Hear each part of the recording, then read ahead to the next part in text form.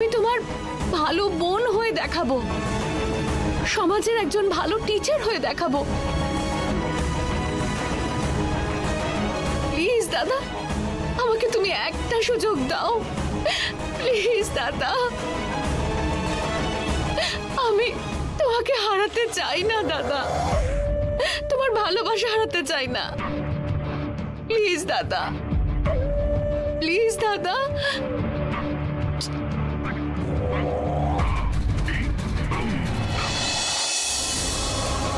ঠিক আছে, বেঁধে দে।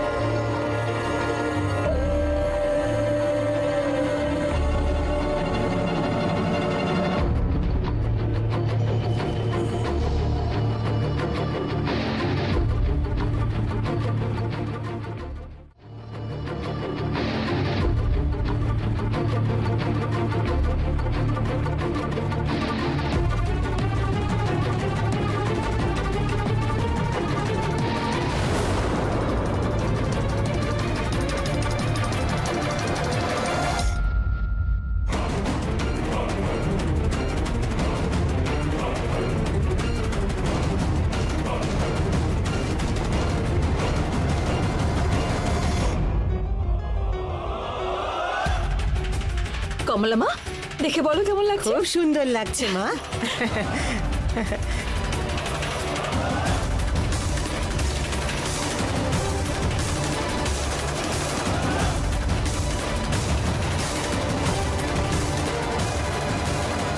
অশোক, ব্যাগ নিয়ে কোথায় যাচ্ছ? ননসেন্স। যখন দেখছো আমি বাইরে যাচ্ছি তখন পেছন থেকে যে ডাকতে নেই সেটা কি তুমি জানো না শিবানী? ছেলেরা কোনো কাজে যেতেই পারে, সব সময় যে জিজ্ঞেস করতে নেই জানো না? এ আবার তুমি কেমন ধরনের কথা বলছো অশোক? তুমি তো বললে যে আমাদের সঙ্গে বাইরে যাবে, সেই জন্যই তো আমরা দুজন রেডি হলাম। দেখো, তোমার জন্য আমি আমার মূল্যবান সময় নষ্ট করতে পারবো না। আমার প্রত্যেকটা মিনিটের দাম আছে। আচ্ছা, আমরা কি দুদিন আগে নতুন বিয়ে করেছি নাকি যে হাত ধরে আমরা ঘুরে বেড়াবো? আরে আমি এমন কি বলেছি বা করেছি যে আমার সঙ্গে এভাবে রেগে কথা বলছো? দেখো শিবানী, আমি এইভাবেই কথা বলি, আর আমি তোমার সাথে সোনা মোনা বাবু বলে কোনোভাবেই কথা বলতে পারবো না, আর আমি ওইভাবে কথা বলতেও পারি না। আমি বাড়িতে থাকলে সব সময় অশান্তি।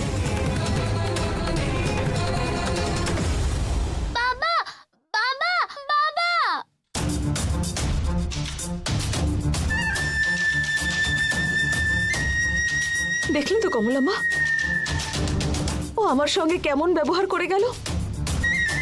এত বছর পর আমরা তিনজনে বাইরে যাব, একটু আনন্দ করব বলে প্ল্যান করলাম, এমনকি আমরা সেজে গুজে রেডিও হলাম, আর ওকে দেখো।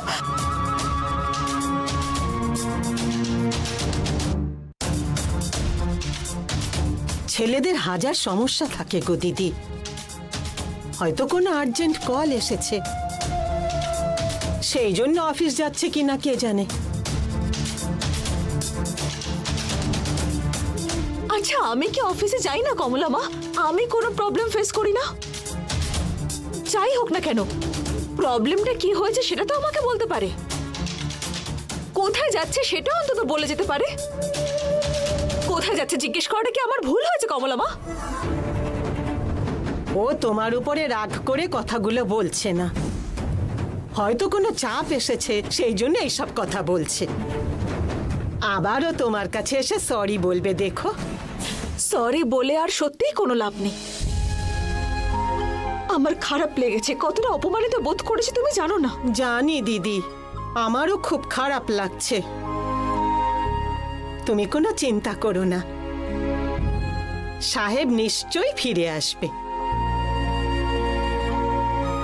কমলা মা, যদি এভাবে রাগ করে বেরিয়ে যায় তাহলে আমি কি করতে পারি? কিচ্ছু হবে না মা, নিশ্চয়ই আসবে, তুমি এসো। বাবা, আমার কথা শোনো বাবা। বাবা প্লিজ বাবা, আমার কথা শোনো না।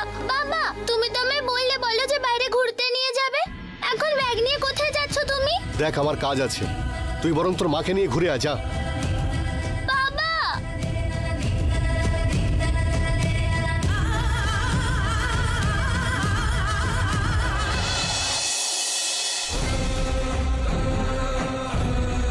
হ্যাঁ, এইবার আদি দাদাকে ফোন করে জানাই।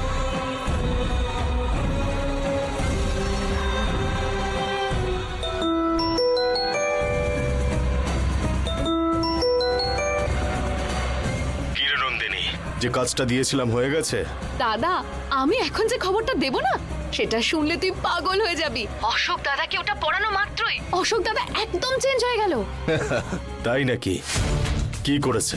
অশোক দা, দুর্গা আর শিবানী বাইরে যাওয়ার জন্য প্ল্যান করেছিল। আমরা কোথাও বাইরে থেকে ঘুরে আসি। আগে তোর বাবা যাবে কিনা জিজ্ঞেস করে আয়। এক্সকিউজ মি, তোমরা দুজন মিলে আমায় কোথাও ঘুরতে নিয়ে চলো। ওকে। অশোকদা রেডি হয়ে এসে বসেছিল, শিবানী আর দুর্গাও প্রায় রেডি হয়ে গেছিল, সবাই যে কত হাসি খুশি ছিল কি বলবো। আমি ঠিক তখনই রাখিটা পরাতে চলে গেলাম। দাদা আমার দিকে তাকিয়ে একটাও কথা বলছিল না। আমি তখন শুধু ভালো হওয়ার নাটক করলাম। আমি নাটক করছি বলে আমাকে চলে যেতে বললো, তাই বলে কি আমি ছেড়ে দেব? আমার মা আর মামার কাছ থেকে আমি একটু তো জ্ঞান অর্জন করেছি নাকি? আমি তোমার মতো ভালো হতে চাই দাদা, এই বলে নাটক করলাম, ব্যাস বিশ্বাস করে ফেললো। প্লিজ দাদা, আমাকে শুধু একটা সুযোগ দাও তুমি, প্লিজ দাদা। আমি তোমার মতো ভালো হতে চাই, তোমার ভালোবাসা পেতে চাই, প্লিজ দাদা, প্লিজ দাদা। পড়া। রাখিটা পরে ফেললো, আর রাখি পরার সঙ্গে সঙ্গে ওর মুড পুরোপুরি পরিবর্তন হয়ে গেল। চটপট ওখান থেকে উঠে ভেতরে গিয়ে রাগ দেখাতে শুরু করে দিল। শিবানী এসে বলল, কেন, কি হয়েছে, তুমি এরকম করছো কেন? আমি কি সবকিছু তোমায় বলবো নাকি? আমি ছেলে, আমি যা খুশি করতে পারি, যা খুশি বলতে পারি, এসবের উত্তর আমি তোমাকে দিতে যাব কেন? আমার জীবনে এত অধিকার তোমায় কে দিয়েছে? এই বলে প্রচন্ড বকতে শুরু করলো। ভেরি গুড, আদর্শ দম্পতিদের মাঝে ঝগড়া হয়ে গেল বল। কি দারুণ দিলি দাদা। আর ওই দুর্গা ওর বাবার পেছনে ছুটতে ছুটতে গেল, কেয়ারই করলো না, গাড়ি নিয়ে বেরিয়ে চলে গেল। আমার গুরুদেব ওই রাখিটা দিয়েছে। ওই রাখিটা এত পাওয়ারফুল সেটা আমি জানতাম না।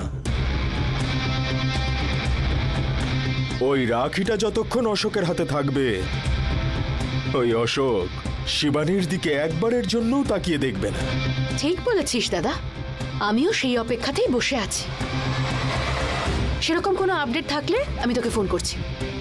সাবধানে থাকিস, তুই যে আমার সঙ্গে রয়েছিস সেটা কেউ যেন ঘুণাক্ষরেও টের না পায়। ঠিক আছে দাদা, বাই।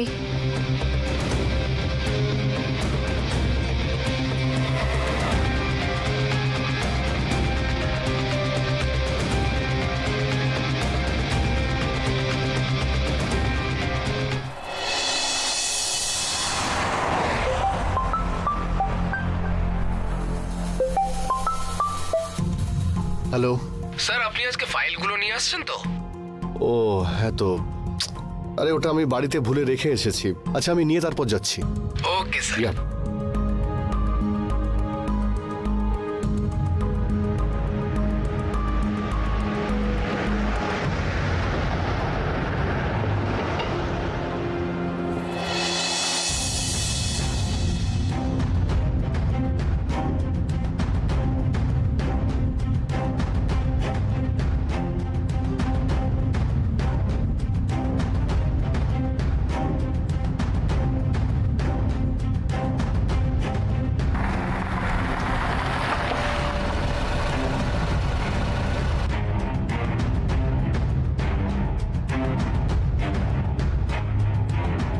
দিদি, সাহেব চলে এসেছেন।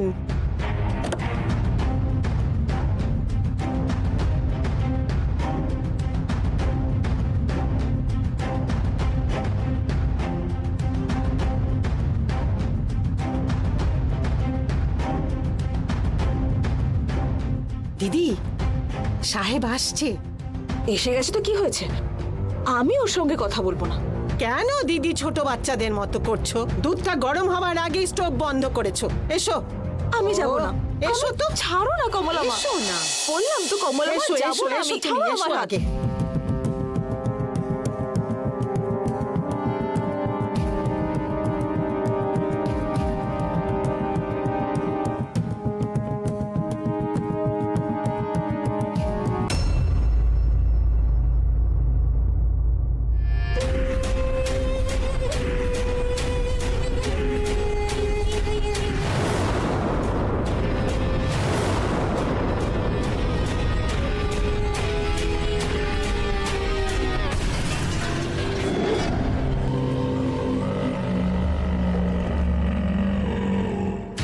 আরে কমলা মা, ওর নাটকটা দেখলে তুমি? গেট পর্যন্ত এসে আবার বেরিয়ে গেল।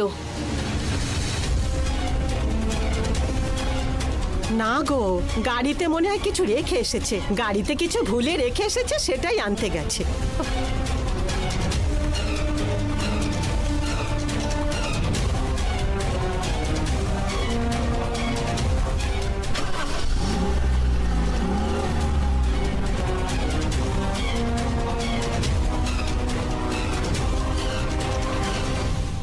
গাড়ি স্টার্ট করে ও তো চলে গেল কমলা মা। দিদি, অফিসে মনে হয় কোনো কাজ পড়ে গেছে, সেই জন্য সাহেব বেরিয়ে গেল। তুমি অপেক্ষা করো, বিকেলে এসে শিবানী তুমি আমাকে ক্ষমা করে দাও, ঠিক এই কথা বলবে। তুমি আমার কথা মিলিয়ে নিও। তুমি শুধু স্বপ্ন দেখছো কমলা মা। দিদি, আরে ছি, কি যে হচ্ছে এদের।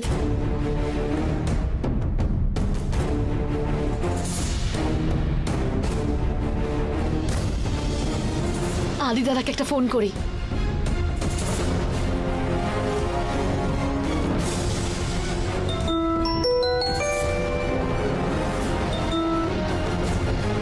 হ্যালো আদিদা। হ্যালো নন্দিনী, তুই খুব খুশি হয়েছিস মনে হচ্ছে। দাদা, আমি এখন তোকে যে খবরটা দেব সেটা শুনলে তুই আনন্দে একেবারে পাগল হয়ে যাবি। এমন কি বিষয়? হ্যাঁ, অশোকদা বাড়ি ছেড়ে চলে গেছিল তো, আবার বাড়ি ফিরে এসেছে। এটাই কি খুশির বিষয়? আরে দাদা, পুরো কথাটা আগে শুনবি তো। ঠিক আছে, আর কি হয়েছে বল। অশোকদা তো বাড়িতে ফিরে এলো, কিন্তু ঘরের চৌকাটে পা না দিয়ে আবার রিটার্ন চলে গেল রে। তাই নাকি? রাখিটা এতটাই বেশি পাওয়ারফুল? হ্যাঁ রে দাদা, আমার কিন্তু সেটাই মনে হচ্ছে। আর ওই বুড়ি কমলা মা, অশোক তাকে দেখার পর কি খুশি না হয়েছিল, আর ওই শিবানীর মুখেও হাসি ফুটে উঠেছিল। কিন্তু সেই হাসি বেশিক্ষণ টিকলো না। ও বাড়ি ছেড়ে আবার চলে যাওয়ার সঙ্গে সঙ্গে ওদের সবার হাসি উড়ে চলে গেল। ওদের মুখগুলো যদি দেখতিস না, একেবারে ফ্যাকাশে হয়ে গেল। ভেরি গুড, খুব ভালো কাজ করেছিস। ভেবেছিলাম ওরা দুজন হয়তো খুব ঝগড়া করবে, কিন্তু আজকে যেভাবে অশোকদা বেরিয়ে গেছে, মনে হয় না এই জন্মে ওরা আর এক হতে পারবে। যাক বাবা, আমরা যে প্ল্যানটা করেছিলাম সেটা সাকসেসফুল হয়েছে। এইটুকুতেই খুশি হলে চলবে না, বুঝলি? এখনো অনেক কাজ করতে হবে। সবে তো আমাদের জেতার খেলা শুরু হয়েছে। হ্যাঁ হ্যাঁ দাদা, তোর যা খুশি তুই কর, আমি সব সময় তোর সঙ্গে আছি। দেখতে থাক তুই ওই শিবানীকে আমি কিভাবে জ্বালাতন করি। কালকে তো ওদের দুজনের পুজোতে বসার কথা ছিল, অথচ ওর বরই নেই। বেশি দিনও আর খুশি থাকতে পারবে না। খুব শিগগিরই ও নিজের সিঁথির সিঁদুর আর হাতের শাখাপলা হারাবে। আগে ওই কাজটা কর দাদা, আমি তোকে পরে কল করে নেব। বাই দাদা। ঠিক আছে।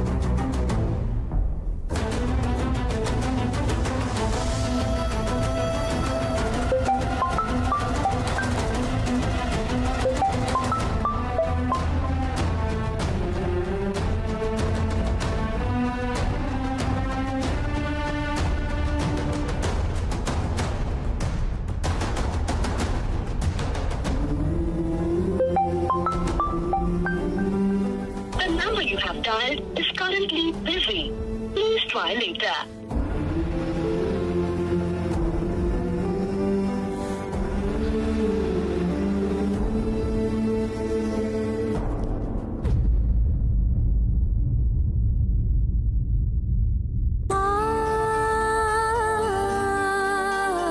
ওর কি অবস্থা দেখলে তো কমলা মা? মানছি একটা টেনশনে ছিল, বাইরে গেছে কাজ করতে। ভেবেছিলাম বাড়িতে ফিরে এসে আমাকে একটা সরি বলবে, কিন্তু না। কি হলো? ফোন করছি, মুখের উপর কেটে দিচ্ছে, কিছুতেই আমার কল রিসিভই করছে না। আমাদের কিন্তু এইভাবে বলাটা উচিত নয় দিদি। উনি বাড়ি ফিরুক, তখন জিজ্ঞাসা করব এরকম কেন করছেন। নিশ্চয়ই এর পেছনে কোনো কারণ আছে। কি ঘটেছে আমাকে তো খোলাখুলি বলতে পারে কমলা মা।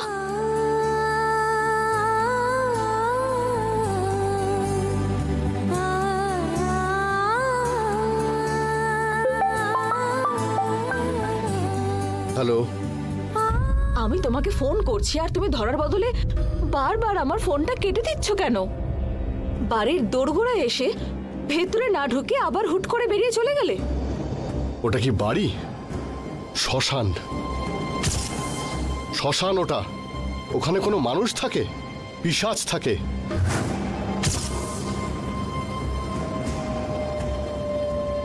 অতৃপ্ত অশুভ আত্মারা ওখানে ঘুরে বেড়ায়। না, ওখানে সমস্যা একটা নয়, দুটো। পৃথিবীর সবাই তোমার শত্রু। তোমার সঙ্গে থাকলে আমারও মাথা খারাপ হয়ে যাবে। আমি ওখানে আর থাকবো না। এই বাড়িতে আমাদের বিয়ে হয়েছিল, এই বাড়িতেই আমাদের সন্তান হয়েছে, কত খুশি ছিলাম আমরা। এটা কিন্তু তুমি ভুলে যেও না। দেখো, এসব পুরনো কথা। তুমি এখনকার কথা বলো। গতকাল আমি খুব ভালোই ছিলাম, আজ আমার একদম ভালো লাগছে না।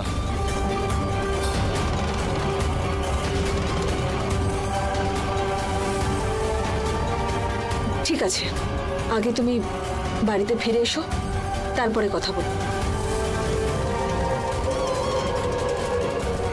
কালকে বাড়িতে একটা পুজো আছে, আগে পুজোটা হয়ে যাক, তারপরে আমরা কি করব সেটা ডিসাইড করে নেব।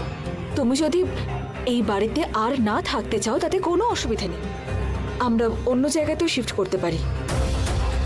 দেখো, আমার শুধুমাত্র এই বাড়ি নয়, তোমাকেও পছন্দ হচ্ছে না আর তোমার মেয়েকেও পছন্দ নয়।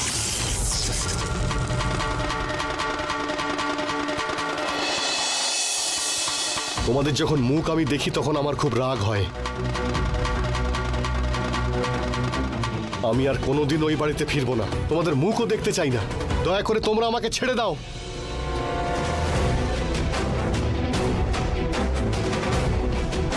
এরকম মাথা গরম করে উল্টোপাল্টা কথা কেন বলছো?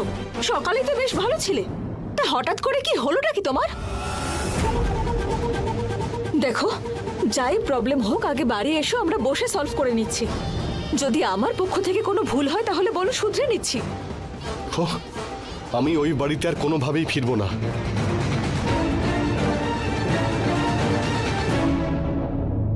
Hello hello Ashok, hello.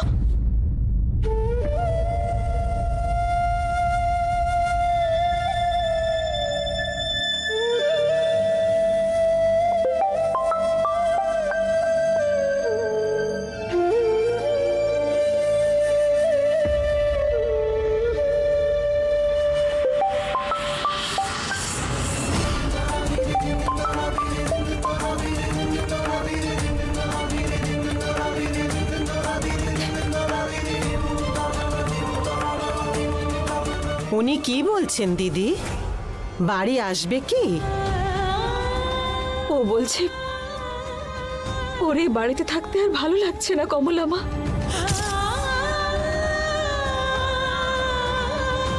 আমাকে, আমাদের মেয়েকে ওর আর পছন্দ নয়।